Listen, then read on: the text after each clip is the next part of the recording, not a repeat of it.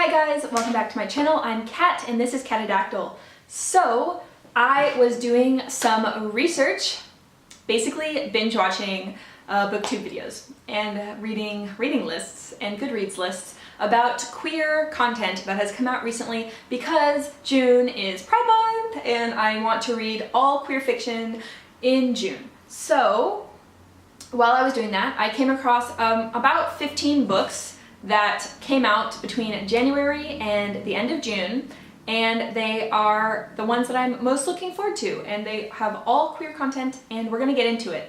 So there are 15, like I said, so that's a lot. So I am just going to get right into it, and my synopsises are going to be a little bit short because I want to get to them all and I want to share them all with you. So we're gonna go from when they were released and we're gonna start right now. So the first one on my list came out January 18th and it is Silk and Steel by Ariana Nash and Pippa DaCosta. So this features an elven assassin sent to murder a queen and a dragon prince who is held captive by his people.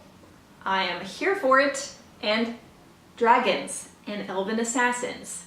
Yeah. The next one came out February 25th and it is Prince of Air and Darkness by M.A. Grant. Now this is a magic school. I love magic school settings. They're amazing. And in this one we are following Phineas, who goes by the nickname Finn, and he has a real problem. He can't really control magic, and his arch nemesis is Rourke Lynn, and he is his only hope. So they have to team up and take down, you know, some evil, sinister situation.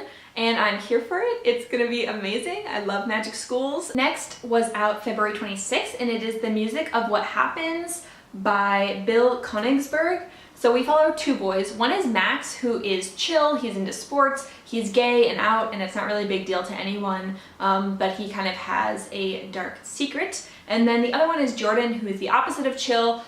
He's kind of having a hard time and he's just wondering if he'll ever find the boy for him. Now this happens in the summer and there are food trucks involved, and it sounds like the perfect pre-summer adorable read. The next one came out March 5th and it is You Asked for Perfect by Laura Silverman, and in this one we're following a senior named Ariel who has been working really hard in school to get perfect grades, but his calc grade is dipping and his really strict parents are coming down hard on him, so he gets a tutor, Amir, who he kind of hates, but Amir has really great calc grades, so then they have to study together. Cute things ensue.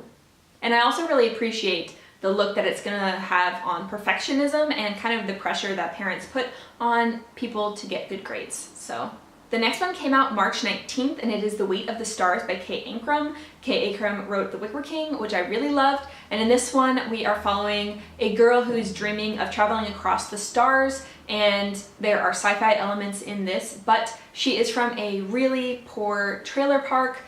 So her dreams are kind of squished and she knows that she's gonna remain on Earth, but that all changes when she meets another girl who she finds out has a mother who is an astronaut. I'm just excited. I'm so excited. And what came out March 26th is Once and Future by Amy Rose Capetta and Corey McCarthy.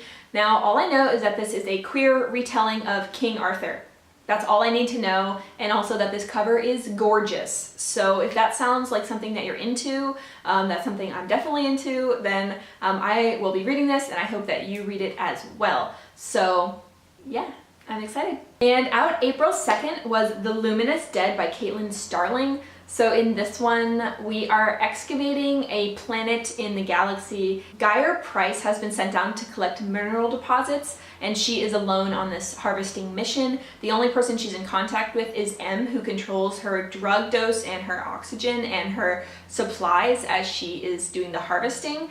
And I've heard that this is just like an absolute mind bender because the entire thing happens in a cave, and it is one woman controlling basically the life and the actions of the other one as she is struggling to get the deposits out of the cave.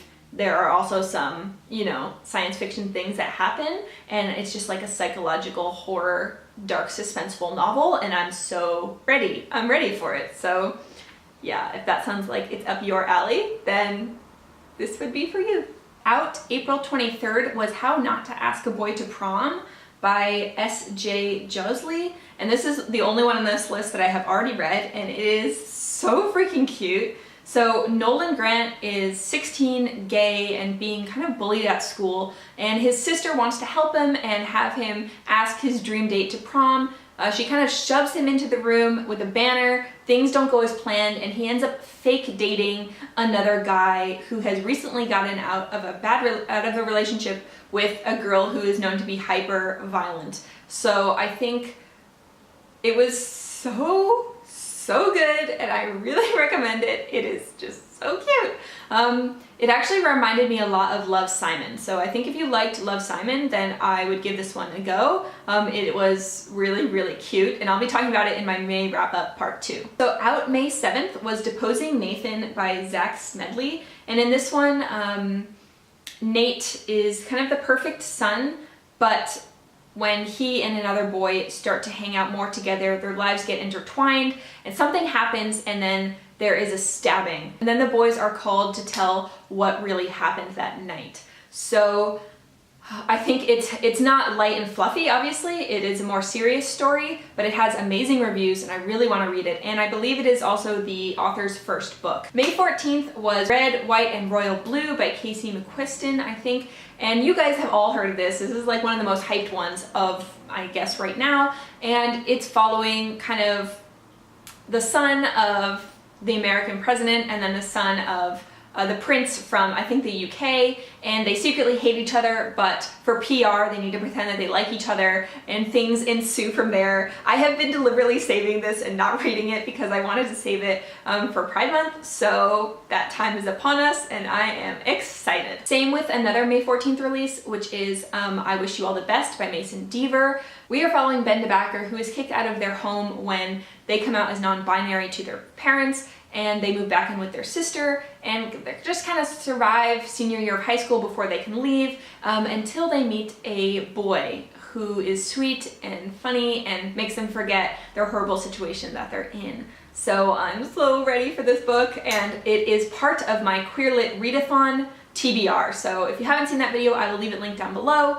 There are also a lot of good queer reads that came out not just this year, but in all previous years. Yeah, so I'm really looking forward to it. Another one that came out May 14th is We Contain Multitudes by Sarah Henstra.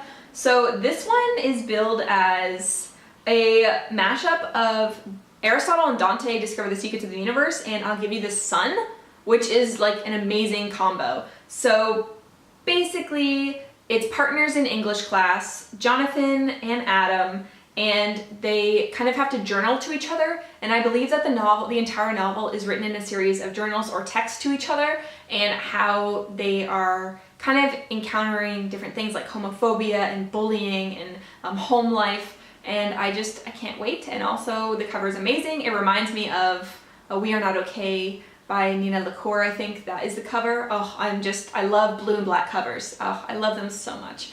Yeah, so I'm really excited about this one. Out May 21st was Birthday by Meredith Russo, and in this one, Morgan and Eric come together every year to celebrate their birthday together.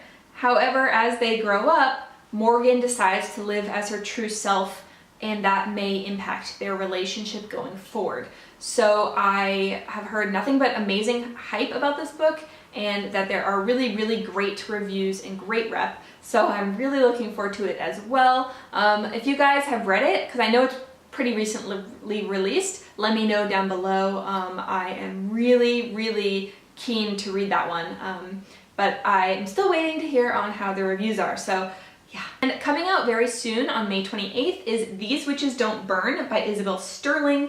So Hannah is a witch, and she's a type of witch known as an elemental, and when she is not practicing witchcraft safely in private, she is running kind of like an occult gemstone candle store, and just trying to make it through high school. On the last night of the school bonfire, there is a murder that happens, and they suspect it is the doing of a witch. So she has to team up with her ex-girlfriend to solve the murder, and further complicating it is that there is a new ballerina in town who she's crushing really hard on. So the cover, amazing. Witches, amazing. Like queer rep, amazing. I'm here for it and I can't wait. It comes out in 4 days and I'm so ready. I'm just the most ready. Okay, and then the last one for this list is at June 11th, so this will come out right in the middle of Pride Month, and it is The Skin is the Elastic Covering That Encases the Entire Body by Bjorn Rasmussen,